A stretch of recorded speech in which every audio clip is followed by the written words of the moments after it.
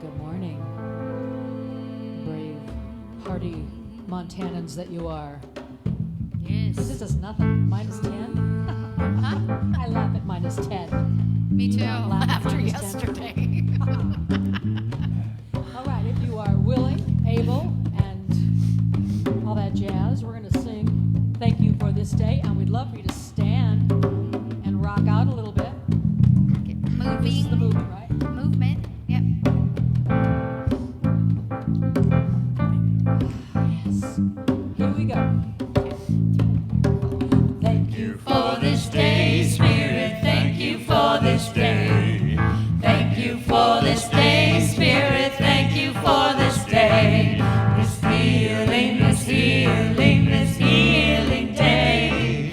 This healing, this healing, this healing day. Thank you for this day, Spirit. Thank you for this day. Thank you for this day, Spirit. Thank you for this day. This beautiful, this beautiful, this beautiful day.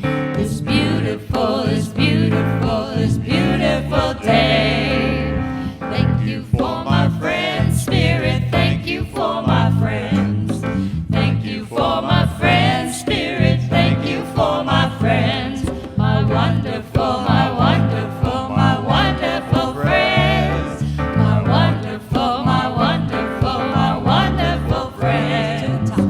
Thank you for this day, Spirit. Thank you for this day. Thank you for this day, Spirit. Thank you for this day. This healing, this healing, this healing day. This healing, this healing, this healing day. Thank you for this day, Spirit. Thank you for this day. Thank you for this day, Spirit. Thank you for this day. This beautiful, this beautiful, this beautiful day. This beautiful, this beautiful, this beautiful day. Good morning, everyone. And it's so wonderful to see everybody here who braved the cold. But we're hardy souls here in Montana. Welcome to Shining Mountain Center for Spiritual Living.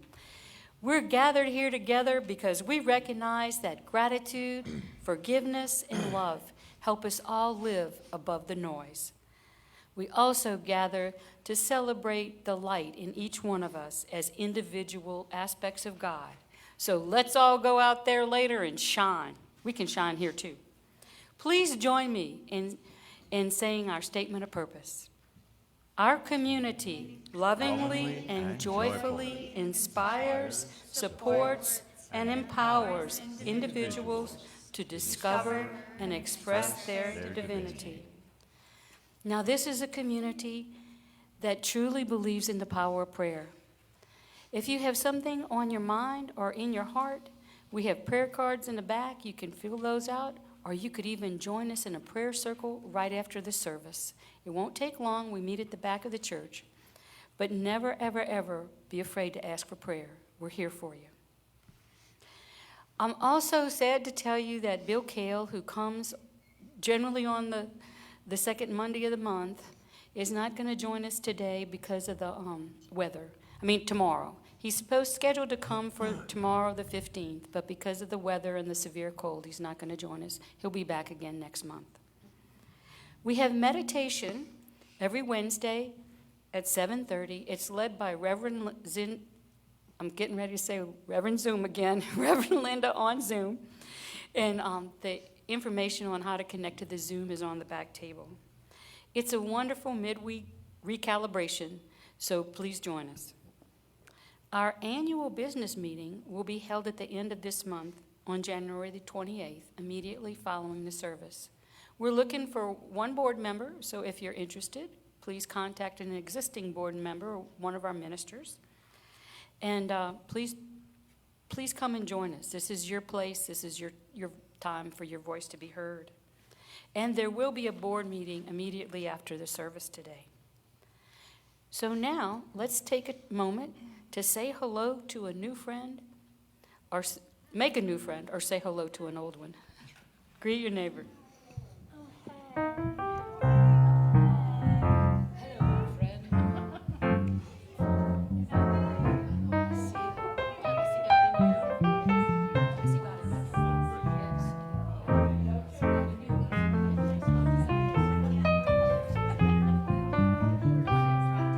That's really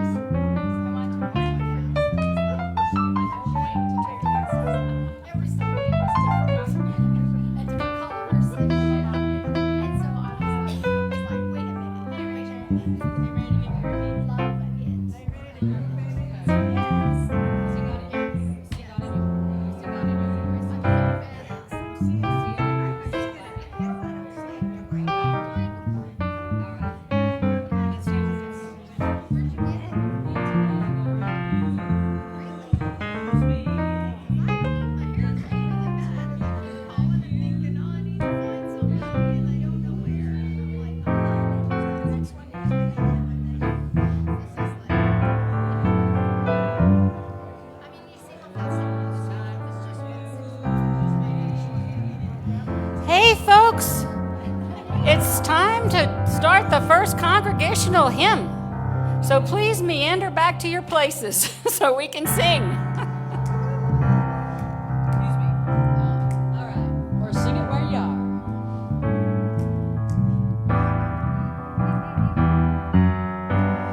Here we go. Use me, oh God, I stand for you, and here I'll abide as you show me all that I must do.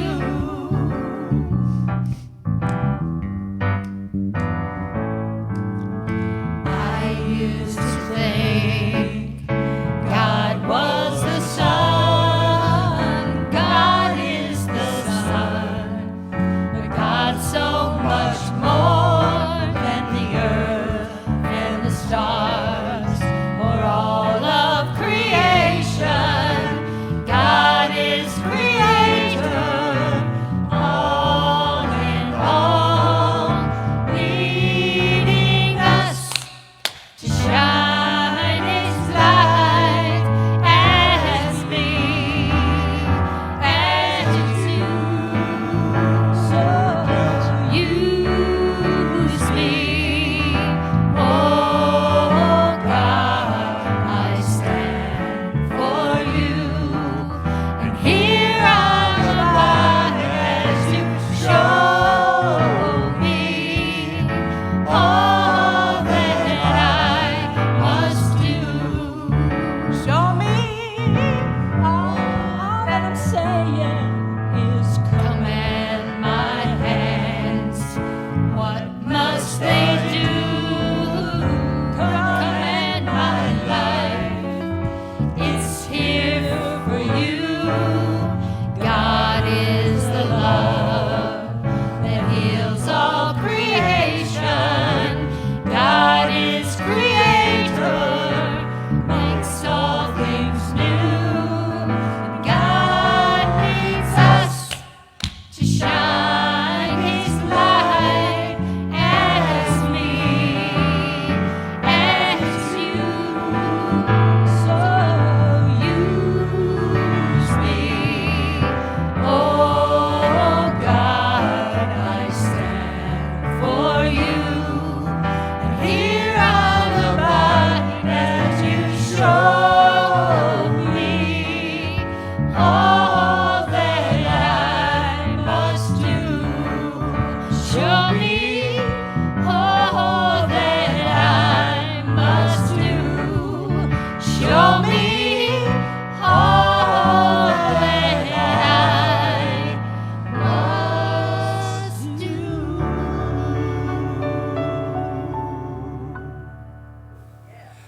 Thank you, thank you. Aren't they great? Thank you. So it's that time in our service where we pray for our children, the children in our community, the children in the world, and the child within each one of us. So I'd like to ask you now to join me in our children's prayer. We see you, who you really are, made in the image and likeness of God. We cherish you, we support you, and we love you. So breathing into that heart space,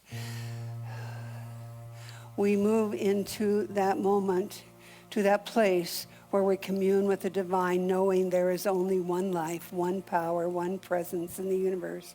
It is known by many names, but today I call it God. God the good, omnipotent. God who is light and love and peace. God who is health and wholeness and joy. What I know is that there is absolutely nothing outside of God. It is in that divine essence that we live and breathe and have our essence, individualized expressions of the one. One with the one with light and love, one with peace and wholeness. So as I speak my word for today, for the ensuing week, I know that we are strengthened and supported by that powerful presence of the divine, which is within us and around us and in everyone we meet. I know that we move through this time with ease and with grace, with love and with light and with laughter. Truly, we know that we are blessed. And I'm grateful. I'm grateful for that powerful presence of spirit that supports us. I am grateful for this community and those who come forward to worship with us. I simply say thank you, God, as I release this word now to the perfect working of the perfect law, which always, always, and only says yes. Please join me in affirming, and so it is. Amen.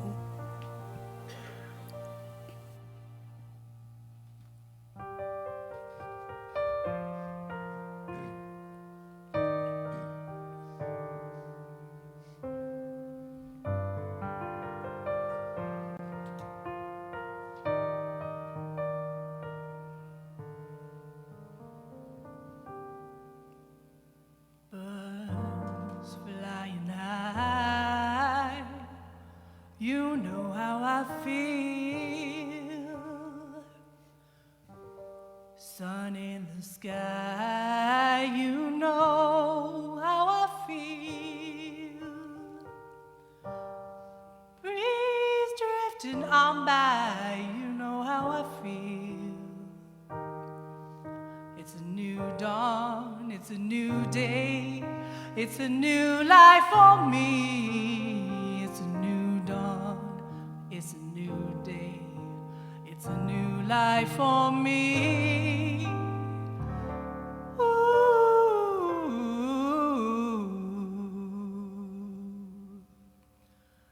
And I'm feeling good.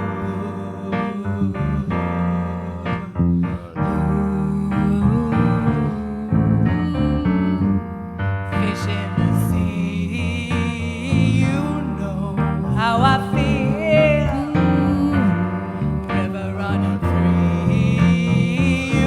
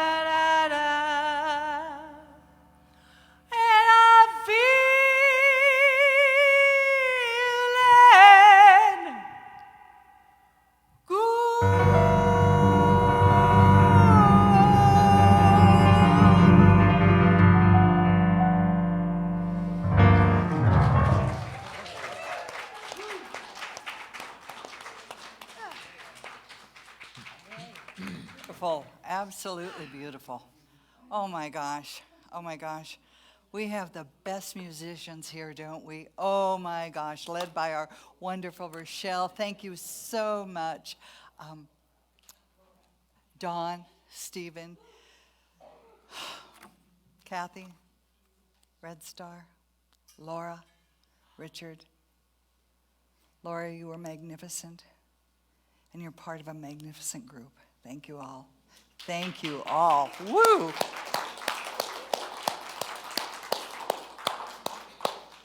Whew. That did give me God bumps. Good morning. Let's try that again. Good morning. Thank you. Thank you. I needed that little pepper upper. After that beautiful song, I could just lay down, you know? It just puts my soul at rest, all of it. All of it does. All the music, being here with all you all, it puts my soul at rest. There's no other way I would choose to live. Because the God in me recognizes and honors the God in you. So let's do this together. Let's do this together. Whew.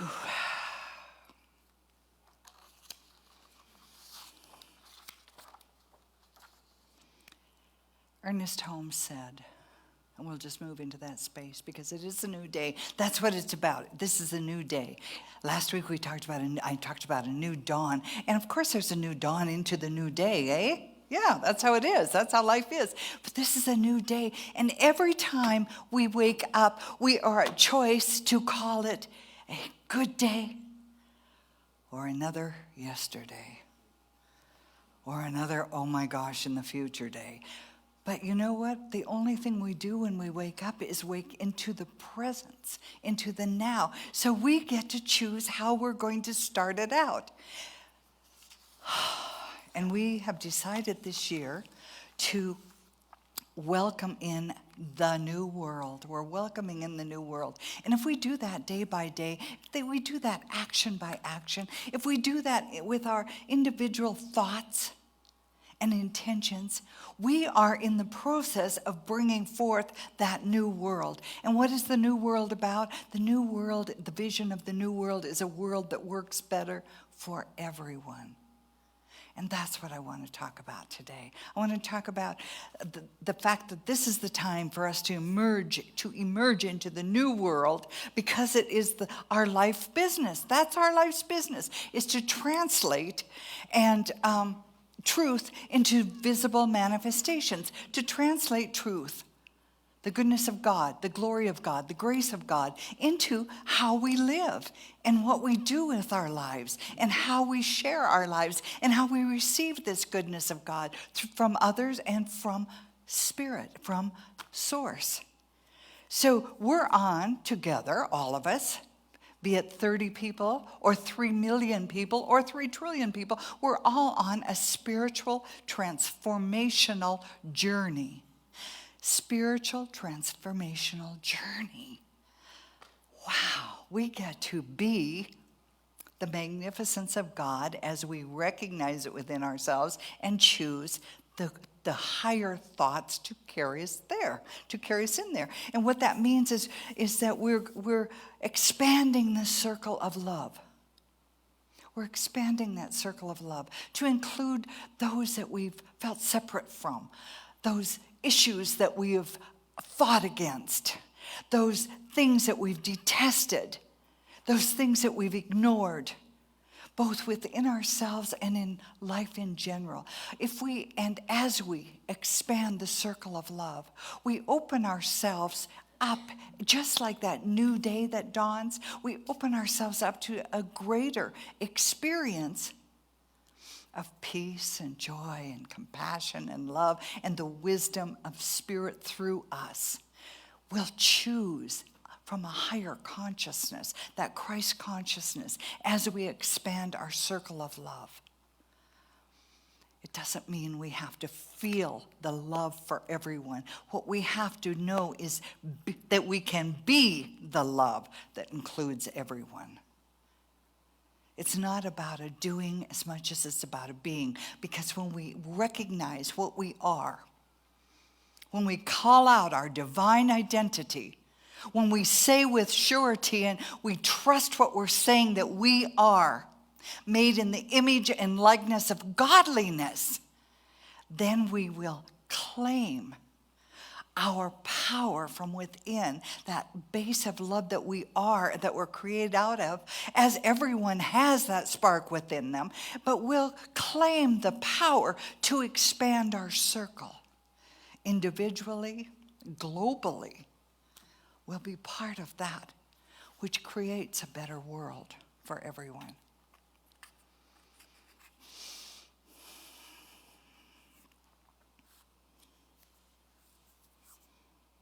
I just had this thought. We should just continue with the music, y'all. It was like, oh my God, I'm still just vibrating in that. Whoa, yeah, so thank you. I was watching you play up here, Steve, and I was just like, right. The connection, how you, Dawn, connect with the singers. It's provide, I don't know in music language what it's called, but provide that bowl that they get to step into and be their magnificent selves. Thank you so much. Praise God for you all to be here. Thank you. Martin Luther King said, darkness will not drive out darkness, but light will. He said, hate will never overcome hate, but love will. You see, about 3 weeks ago, we did the candle lighting service. And it's always a ritual that has a meaning for each one of us individually. But collectively, it was about recognizing that we are part of that light of spirit, that we are part of the light of the world, that we consciously accept that we are that is our truth, and that we are part of that, bringing light to humanity, to the globe, to all of life. We acknowledge that, so we walk forward, we light our candle, we feel it within us. And what I know is that this is not something that we do to make ourselves feel better. We do this in acknowledgement of truth of our beingness. You might have thought you were just doing it to be part of the crowd. There's that within you. There's that divine wisdom within you that knows that you're part of the light, part of that which is all encompassing, all giving, and all good. And then after that, we did a dissolving paper ritual. And what we did was write on this piece of paper anything we wanted to let go of. We brought it forward and dropped it into a bowl of water. And we could watch it dissolve. And here's the beauty of that. We weren't just doing a little ritual saying, here's what I think I'll let go of. This is my intention for the year. I think I'll let go of some of the judgment I've had, or let go of a habit that it is not suiting me anymore. What we were actually doing, get this, please get this, take this into your highest thought. What you're actually doing is saying, I'm releasing that which is not a part of my beingness. Do you get that? Yes, you do. Your soul gets it. It's something that we kind of like wore for a while. We might have been wearing it since we were children. We might have been wearing it since that first huge breakup or whatever. But it's something we put on and we thought it was a part of us. So we lived from that truth that we carried, that was a part of us. And this is why we are like we are.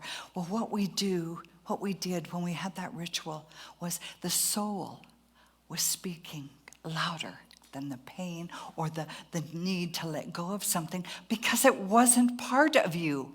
It was just something you were wearing. It's something we put on. Isn't that a lovely idea? You didn't have to get rid of part of who and what you are. You just cleaned it off a bit.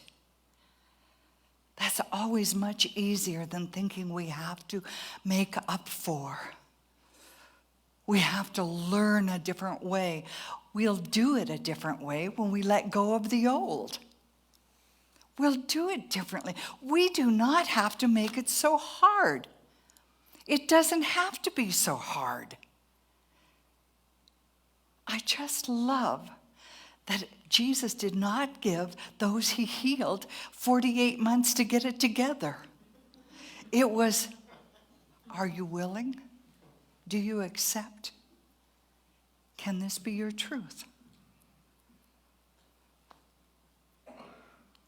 But we've learned, just because that's how humans live, most of us, and we've learned it, if we really want something badly enough, we have to work really hard for it. And that's okay. Hard work, I'm not saying isn't good, but what I'm saying is letting go of things that no longer serve us doesn't have to be as hard as carrying it the whole time we carried it. It doesn't have to be. Have you ever heard of bless them or bless it? And raise it and release it. Bless it, raise it, and release it. Those I get that I have conflict with, I always think when I can get to that stage, I bless them and I raise them. And I will raise them into a greater experience with myself, or I'll raise them out of my life. It doesn't matter. I mean, it isn't like I have to direct it, but it's always for the highest good. It's always for the highest good. So we can do that with the things that we in ritual wrote on a piece of paper and dropped into a bowl of water, recognizing that we were then affirming our divine beingness and taking off the clothing that no longer fits. In the 4 pivots, Sean Jenwright wrote, healing involves more than repairing the deep wounds or the healing of scars or easing of pain. Healing means restoring us back to our humanity. Healing is restoring us back to that which we have always been and lost sight of, or lost the idea of, or lost the memory of, or a portion of it. Healing is the capacity to restore our humanity and care for ourselves as well as others.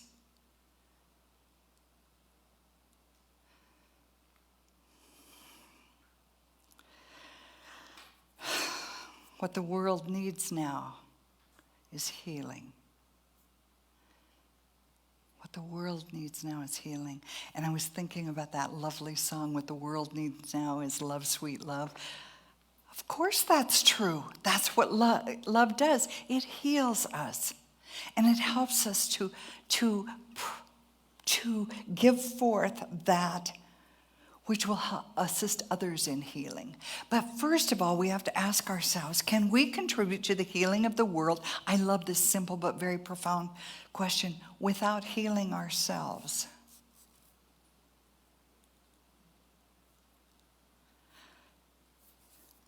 Well, we can do good. We can do a lot of stuff. But can we actually contribute all that we are to the world of healing without healing ourselves? I don't believe we can, because the consciousness that we live from, we expose to the world. We're like a walking advertisement of what our beliefs are, what our thoughts are, what our fears are, what our, all of that which we are, we're like a walking advertisement. People say, oh, I can read that person or this person, and we can try and fool them, but honestly, the energy that goes forth is absolutely the clearest from our beingness of what we believe. So if we have things to heal within us, issues, and I honestly know very few people that don't, because there's someone we haven't forgiven. There's something we've done that we haven't forgiven. There's a place where we're calling ourselves not capable enough, or we haven't committed enough, or we have our regrets, or there might be shame in place, whatever it happens to be, or fear. Fear is a huge block to the healing of the world, to our own healing. When we're in fear, we are shutting down a part of us that says there is a power for good in the universe. And it's not only for me, it's working through me as me. And I'm connected. We go right back to the teachings of Jesus. We go right back to the teachings of Jesus that says there's no separation from God. And there's no separation from humanity, from human beings. We're all connected. We're all part of the unity of life.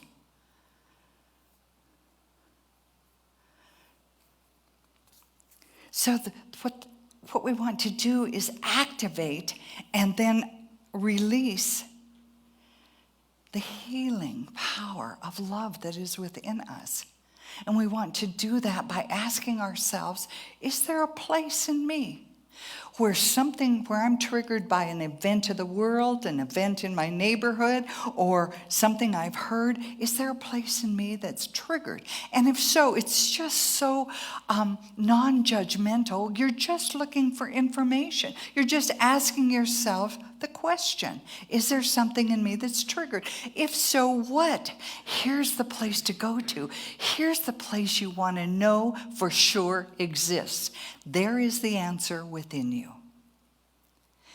And it wants to come forth.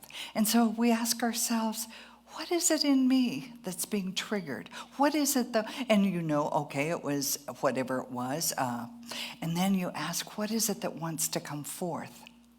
And here's where we make our decision about the work we have to do. If what comes forth from you is, I am going to call them and blah, blah, blah, we're really upset about it, we have something to heal here. We have something to address here.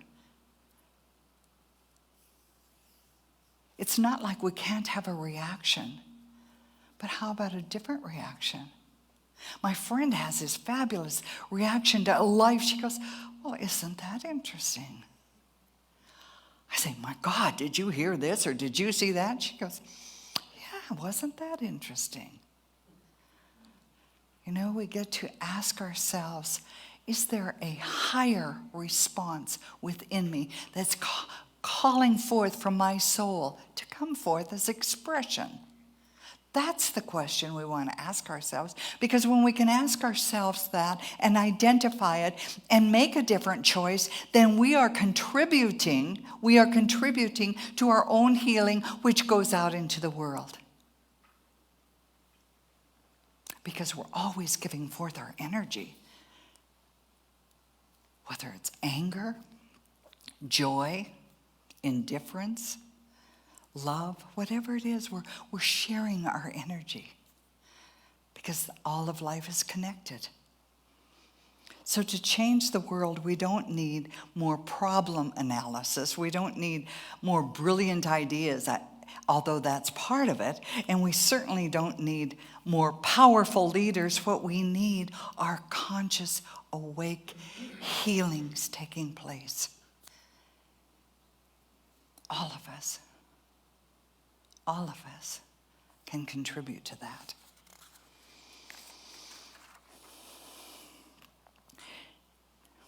So we want to ask ourselves the empowering questions, not the disempowering questions. The disempowering questions say, why did that happen to me? Why did that happen now? I'm sure somebody else is to blame. Those are the disempowering questions, finding fault so that we can focus on someone else outside of ourselves. But the empowering question is, what can I contribute to this? Is this mine to do? How can I be my highest expression in this order of circumstances? I mean, we have the place to go with disempowering questions or empowering questions. It's kind of like, do we see the glass half full or is it half empty? Because that tells me how I'm feeling that day, and that tells me what I'm expressing that day, and that tells me how much work I can step into and have a change. But when we deny it, when we deny ourselves that opportunity to be our magnificent self, we're denying God too. Just like when we are unforgiving, we're committing a crime against our soul because we are withholding the goodness of God, the grace of God from ourselves. When we're holding something against someone else, we're also holding it against ourselves. So what we're called to do is trust, and we have this idea.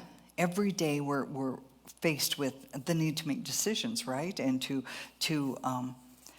make choices. And what we know is that our brain is wired. Our brain is wired to ask questions. So we're always asking questions and making our decisions, our life decisions on them, on the questions we are faced with. And we know that our brain is wired for questions. And therefore we want logical answers, don't we? And we want the logical answers to be what we want to hear, right? But here's the thing. Within us, we have the inherent intelligence and intuition that's also wired to answer the question. So we have the mind that asks the question and the intelligence, the intuition within us that will answer the question. A question I hear often is, I wish I knew what my purpose is at this point in life.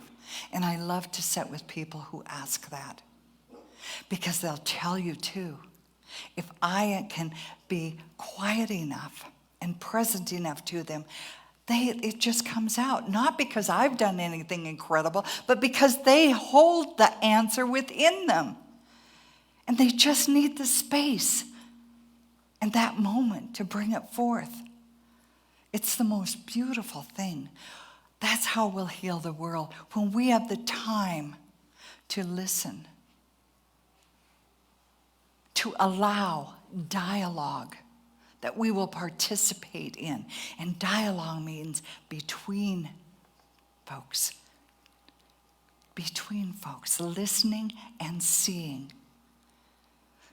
We will see more healing in the world when we look for what we have in common and quit fighting over what our differences are. And this will all take place, and it is taking place, but it'll be accelerated when we take the time to ask ourselves that simple question, but profound question. What is being called forth from within me? What would my soul like?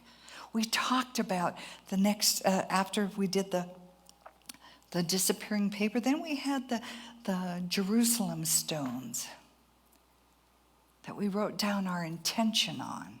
And you could write anything you wanted, but the idea was to have an intention for a greater good, for a freedom, for this next year, this year 2024, as we're welcoming in the new world.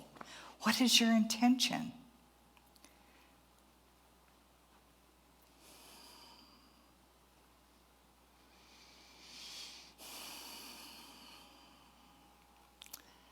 So we got to move into that space of healing when we have a higher intention, because we know for a fact that any problems we've had or currently have cannot be solved at the same level they were created at, or that we experience them at.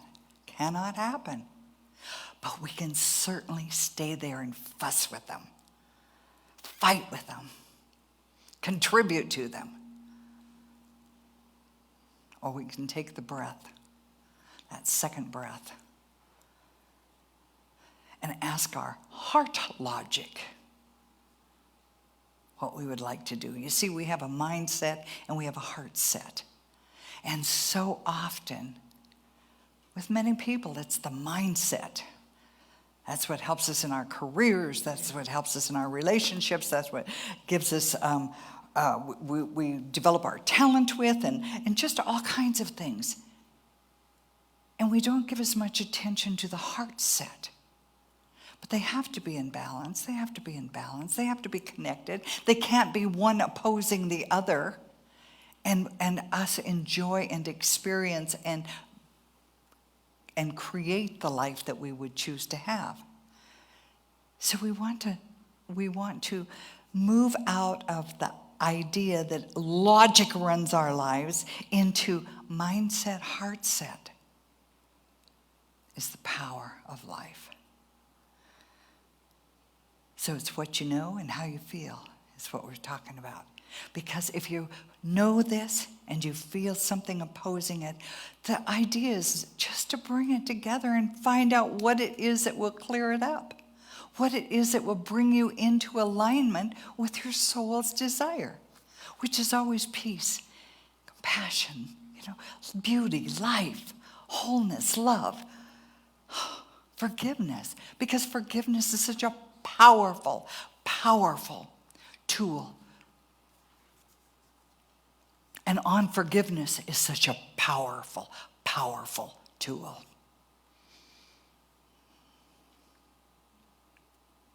So which one are we going to feed?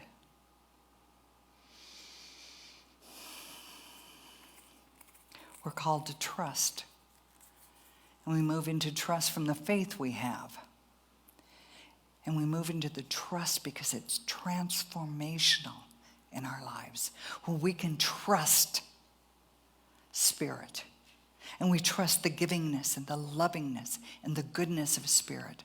Then we're not afraid to discover new things. We're not afraid to ask ourselves the hard questions. We're not afraid to give up some of the stuff that we thought we needed. And this is for all you doers out there. Do you really need to do all you're doing? To be all that you are? It's wonderful to have doers. I love that. As long as you're satisfied and feeling good and giving from your heart, not so that you'll look good, not so that people will give you accolades, not so that you'll be known as, but because that's what you choose to do. So you know what? That includes all of us. We're all doers in some way, shape, or form. So let's do that which feeds our souls. Let's be so honest and transparent in our dealings with ourself that all we can do is raise up. Raise up.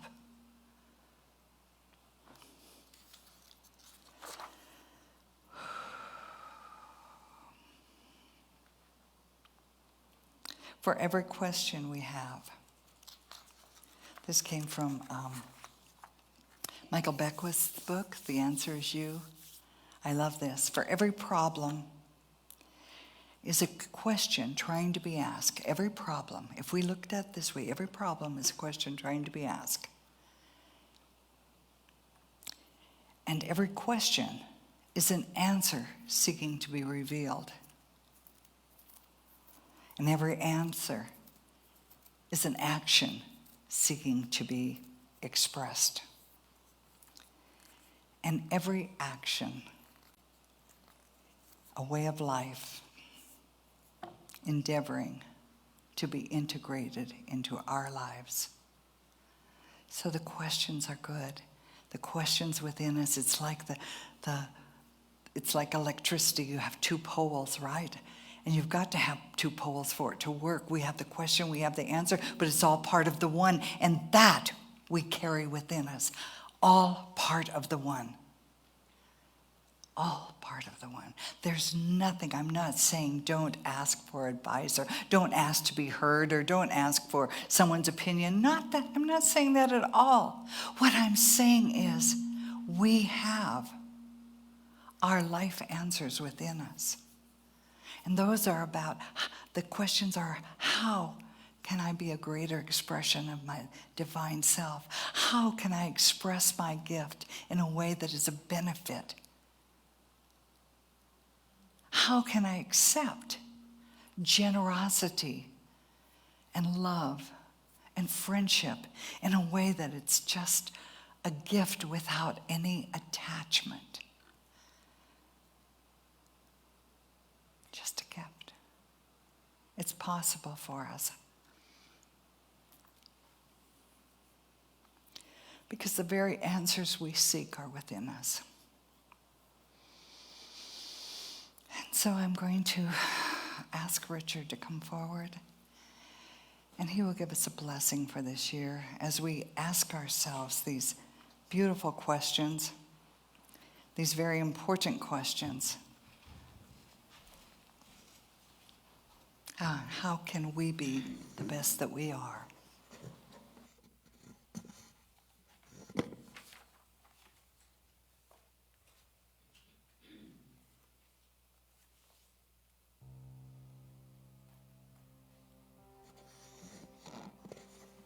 So these are words of James O'Donoghue.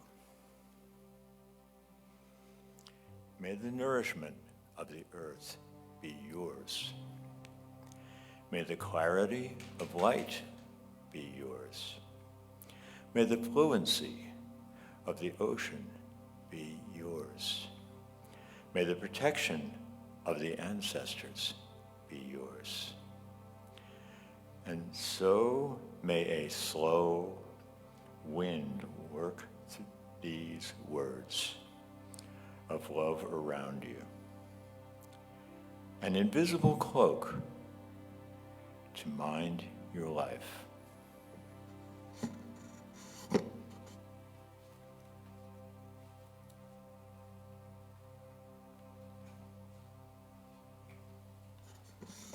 Thank you, Richard, for that wonderful blessing, and thank you, Reverend Yvonne, for that wonderful talk. And I also want to thank those who joined us online. We appreciate your support, and we really hope to see you again next week, and we hope you enjoyed our service here. And as our ushers move forward,